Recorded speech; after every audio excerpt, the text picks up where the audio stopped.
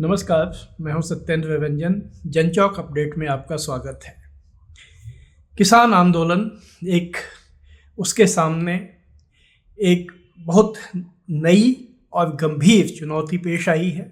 और ये उस समय चुनौती पेश आई है जब ये एक धारणा बन गई थी कि किसान आंदोलन बिखर गया है, कमज़ोर हो चुका है। लेकिन संभवतः ऐसा लगता है कि देश का जो किसान लीडरशिप है, नेतृत्व है, उसने इस बात को समझा है, उसने इस बात को महसूस किया है कि बिना एकजुट लड़ाई लड़े सरकार की जो मंशा है, सरकार की जो नीतियां हैं, उससे जीतना संभव नहीं है, या कम से कम उस मंशा को परास्त करना, उसको रोकना संभव नहीं है। ये अच्छी बात है कि संयुक्त किसान मोर्चा, जिसने 2020 से 21 तक 15 महीने लगभग ऐतिहासिक मोर्चा लगाया था दिल्ली के सीमाओं पर, और उसने उस समय जो उसका मकसद था 3 कृषि कानूनों को रद्द कराना, उसमें उसने कामयाबी हासिल की थी। लेकिन अब सरकार एग्रीकल्चरल मार्केटिंग के बारे में नया पॉलिसी फ्रेमवर्क लेकर आई है। इसका ड्राफ्ट उसने जारी कर दिया है और किसान संगठनों की ये समझ बनी है, जो खासकर संयुक्त किसान मोर्चा के लीडरशिप की ये समझ बनी है कि इस नीति के जरिए उन्हीं 3 कानूनों को और भी ज़्यादा बारीक रूप से और भी ज़्यादा प्रभावी रूप से सामने लाया जा रहा है। मकसद वही है जो उस समय था, पूरे कृषि को देश के कॉर्पोरेट सेक्टर और विदेशी कंपनियां जो हैं उनके हाथ में सौंप देना। जैसे कि ये जो नया पॉलिसी फ्रेमवर्क है, इसमें मंडी सिस्टम का ऑल्टरनेटिव, अभी जो एक मंडी सिस्टम है जिसमें सरकार ने एक गारंटी करती है कि एमएसपी के ऊपर वो फसलों की खरीद करेगी, जो भी एमएसपी सरकार तय करती है। किसान तो इससे अभी सहमत नहीं है। किसान तो स्वामीनाथन फॉर्मूले के मुताबिक जो तय किया गया था, राष्ट्रीय कृषक आयोग जब बना था यूपीए सरकार के समय में, तो उसने जो फॉर्मूला दिया था एमएसपी तय करने का, उसके मुताबिक एमएसपी मांग रहे हैं। लेकिन सरकार ने एक एमएसपी का पहले से जो सिस्टम चला रहा है, उसी में थोड़ा बहुत हेर फेर करके वो एमएसपी की घोषणा देती है। खैर, अभी ये बात जरूर है कि सरकार जो एमएसपी तय करती है मंडियों में, उसी एमएसपी पर फसलों की खरीद होती है। अब एक ऑल्टरनेटिव मंडी बनाने, वैकल्पिक मंडी बनाने का प्रोविजन लेकर के सरकार आई है। किसान संगठनों का कहना है कि जो ये पॉलिसी फ्रेमवर्क है, इसमें एक बार फिर से जो ठेके पर जो कॉन्ट्रैक्ट फार्मिंग होती है, ठेके पर जो खेती का जो प्रोविजन था, उसको भी वापस लाया गया है। और इसमें राज्यों के अधिकारों को भी संकुचित करने की बात है। और इसीलिए पंजाब की सरकार, जहाँ पर किसान आंदोलन काफ़ी मजबूत रहा है और आज भी मजबूत है, पंजाब में जो आम आदमी पार्टी की सरकार है भगवंत मान की, उसने इस पॉलिसी फ्रेमवर्क को ठुकरा दिया है। ऐसा करने वाली वो पहली राज्य सरकार बनी है। तो खैर, किसान संगठनों के सामने अभी एक नई चुनौती है कि ये जो पॉलिसी फ्रेमवर्क आया है, इसको वापस कराने की वो ऐसा एक दबाव बनाए कि सरकार जिस तरह कृषि कानूनों को वापस लेने पर मजबूर हुई थी, उसी तरह वो यह जो नीति फ्रेमवर्क लेके आई है, इसको भी वापस वो लेने के लिए मजबूर हो। तब किसान संगठनों ने, देश भर के किसान संगठनों ने अद्भुत एकता का परिचय दिया था। लेकिन पिछले साल यानी 2024 के आरंभ में हम लोगों ने देखा कि जो इलाके किसान आंदोलन जहाँ सबसे ज़्यादा मजबूत था या मजबूत रहा है, पंजाब, हरियाणा, वहाँ के कुछ किसान संगठनों ने संयुक्त किसान मोर्चा से अपने को अलग कर लिया, जिसके नेता जगजीत सिंह डल्लेवाल हैं, जो पिछले 47 दिनों से अनशन पे बैठे हुए हैं। एमएसपी, स्वामीनाथन फॉर्मूले के मुताबिक जो एमएसपी है, उसकी मांग के लिए। उनकी सेहत काफ़ी बिगड़ चुकी है। अब उनकी सेहत चिंताजनक अवस्था में पहुंच रही है। ये एक बड़ी चुनौती है कि कैसे उनका अनशन समाप्त किया जाए। कल उन्होंने प्रधानमंत्री नरेंद्र मोदी से भी अपील की, खुद डल्लेवाल साहब ने, कि वो उनसे अगर बातचीत का रास्ता केंद्र सरकार खोले तो वो कोई एक उनका अनशन समाप्त हो सकता है। उसकी पृष्ठभूमि ये थी कि भारतीय जनता पार्टी के कुछ नेता अकाल तख्त के पास गए थे। वो वहाँ से ये हुक्मनामा जारी कराना चाहते थे कि सिख धर्म में भूख हड़ताल करके या किसी भी रूप में अपनी जान देना सिख धर्म की मान्यता उसको नहीं है, और वो चाहते थे कि अकाल तख्त ये हुक्मनामा दे दे, लेकिन अकाल तख्त ने दिया नहीं।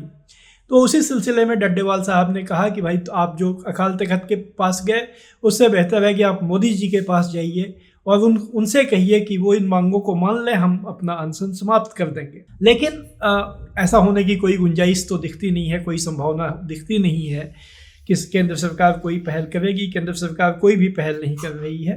केंद्र सरकार ने पिछले साल चुनाव के पहले जरूर इस गुट के साथ बातचीत की थी, लेकिन तब क्या मकसद था? एक तो मकसद चुनावी था, दूसरा मकसद संभवतः यह देश भर में मैसेज देना था कि किसान आंदोलन बट गया है। ये जो गुट है डड्डेवाल साहब का, और जिसके साथ किसान मजदूर मोर्चा नाम का भी एक संगठन है सरवन सिंह पंधेर का, इन लोगों का ये कहना था कि जो बड़ा किसान आंदोलन है, बड़ा संयुक्त किसान मोर्चा है, वो राजनीति कर रहा है, वो मजदूर संगठनों के साथ एकता बनाकर कार्यक्रम कर रहा है, वो चुनाव में स्टैंड ले रहा है और वहाँ पर वो बीजेपी को हराने की अपील करता है। उसने तमाम चुनाव में एसकेएम की तरफ से ये अपीलें की गई थी जो राज्यों में और केंद्र में जो चुनाव हुए उस समय। तो उन्होंने तब इनका ये कहना था कि हम लोग गैर राजनीतिक हैं, हम लोग और राजनीतिक हैं, हमारा मकसद सिर्फ किसानों की मांगों तक अपने को सीमित रखना है। लेकिन ये बात उन्होंने, खैर ये उनकी सोच रही। इसके सवाल पर उन्होंने संयुक्त किसान मोर्चा से अपने को अलग किया। अधिक आक्रामक रूप में उन्होंने दिल्ली फिर से मार्च करने का कार्यक्रम बनाया, लेकिन उनको हरियाणा के शंभू बॉर्डर और खनौरी बॉर्डर पर रोक दिया गया। उसी खनौरी बॉर्डर पर डड्डेवाल साहब ने अंत में जब लगा कि ये आंदोलन कहीं आगे बढ़ नहीं पा रहा है, तो उन्होंने व्यक्तिगत बलिदान की जो एक रणनीति होती है उसको उन्होंने अपनाया और वो अनशन पे बैठ गए, आमरण अनशन पर, कि जब तक या तो मांगे पूरी हो या वो अपनी जान दे देंगे। आमतौर पर देखा यह गया है कि जहाँ पर संघर्ष पॉलिटिकल इकोनॉमी के खिलाफ हो, जो देश की पॉलिटिकल इकोनॉमी है, जो देश की पॉलिटिकल जो सत्ता का तंत्र है, राजनीतिक सत्ता का तंत्र को जो इकोनॉमी संचालित करती है, जो अर्थव्यवस्था, जो जिनके हाथ में उस अर्थव्यवस्था के लेवर्स हैं, संचालक तत्व हैं, जो उनके गठजोड़ की जो नीतियां होती हैं, जो राजनीतिक व्यवस्था लेकर आती है, जब आपकी लड़ाई उसके खिलाफ हो तो व्यक्तिगत बलिदान की रणनीति बहुत कारगर नहीं होती है। वैसी स्थिति में ये इतिहास सिद्ध बात है दुनिया भर में कि सिर्फ प्रभावित समूहों का व्यापक मोर्चा ही कामयाब हो सकता है। किसान आंदोलन ने यही बात दिखाई थी। किसान एसकेएम जो संयुक्त किसान मोर्चा है, इसके लीडरशिप ने यह समझा कि आगे लड़ाई और लंबी है, इसलिए उन्होंने ट्रेड यूनियंस के साथ एकता बनाने की कोशिश की।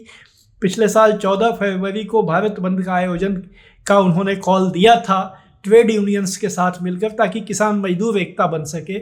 इसी बीच ये जो अराजनीतिक गुट है, इसने ज़्यादा आक्रामक रुख अपनाया है। 11 फरवरी से ही इसने अपना मूवमेंट शुरू कर दिया और इसने ये, शायद उनके नेताओं के मन में ये बात वही होगी कि वो ये संदेश दें कि किसानों की असली लड़ाई वही लड़ रहे हैं। खैर, अब 1 साल बाद लगभग ये स्थिति बहुत साफ है कि वो लड़ाई कहीं नहीं पहुंची है। ऊपर से केंद्र सरकार ने एक नई चुनौती पेश कर दी है, एग्रीकल्चरल मार्केटिंग पर नया पॉलिसी फ्रेमवर्क पेश करके। तो अब सवाल है कि क्या हो। एसकेएम के लीडर्स ने दूरदर्शिता दिखाई। कल, यानी कि जो गुजरा हुआ कल है, शुक्रवार को, उनके नेता खनौरी बॉर्डर पे गए। वहाँ पर उन्होंने, इसके पहले जब उन्होंने एक किसान पंचायत मोगा पंजाब में की थी, तो एक रेजोल्यूशन लिया था। उस 8 सूत्रीय रेजोल्यूशन को उन्होंने वहाँ के जो दूसरा गुट है उनके नेताओं के सामने रखा, जिसमें एकता की ज़रूरत बताई गई। और अब ये तय हुआ है कि 15 जनवरी को पटियाला में ये तीनों गुट जो हैं, पंधेर साहब का जो गुट है, डल्लेवाल साहब का जो गुट है और संयुक्त किसान मोर्चा, इनकी बातचीत होगी ताकि एकजुट होकर जो नई चुनौती आई है उसके खिलाफ कार्यक्रम बनाया जा सके। ये अच्छी पहल है, इसका स्वागत किया जाएगा। अच्छा होगा कि जो लोग गैर राजनीतिक तरीके में यकीन जिन्होंने किया, गैर राजनीतिक कुछ होता नहीं है, सभी जगह एक राजनीति होती है, लेकिन खैर अब वो इस बात को समझें कि ये राजनीतिक लड़ाई है, ये देश की पॉलिटिकल इकोनॉमी की पॉलिसीज के खिलाफ लड़ाई है। और उससे जीतना आसान नहीं है। उसके लिए व्यापक एकता की ज़रूरत होगी, जिस एकता में मजदूर वर्ग को भी अगर शामिल किया जाए, ट्रेड यूनियंस को शामिल किया जाए, और जो भी इससे प्रभावित तबका है, जिसके ऊपर आज की जो राजनीतिक अर्थव्यवस्था है, इसकी वजह से जो लोग भी परेशान हैं, उन लोगों को इसमें एकजुट लिया जाए। हम लोग देख रहे हैं कैसे बिहार में बीपीएससी के छात्र जो हैं वो लंबी लड़ाई लड़ रहे हैं। जगह जगह इस तरह की लड़ाइयाँ हो रही हैं। अलग अलग तबके, जो अगर वो सभी तबके समझने की कोशिश करें तो उनको ये बात समझ में आएगी कि जिस देश में जिस तरह की आर्थिक नीतियाँ अपनाई गई हैं और उसको लागू करने के लिए राजनीतिक व्यवस्था ने जो रास्ता तय किया है, वो सभी उसी से अफेक्टेड हैं। तो खैर, अभी एक शुरुआत हो, पहले किसानों में एकता हो, किसान और मजदूरों की एकता तो पहले भी हो चुकी थी ट्रेड यूनियंस के साथ, उसको आगे बढ़ाया जाए और तभी इस लड़ाई में कोई संभावना बनेगी, कोई कामयाबी की उम्मीद की जा सकेगी। फिलहाल सकारात्मक पहल हुई है, इसका स्वागत किया जाएगा। आज बस इतना ही, हम फिर आएंगे आपके सामने। आज आप सबको मेरा नमस्कार।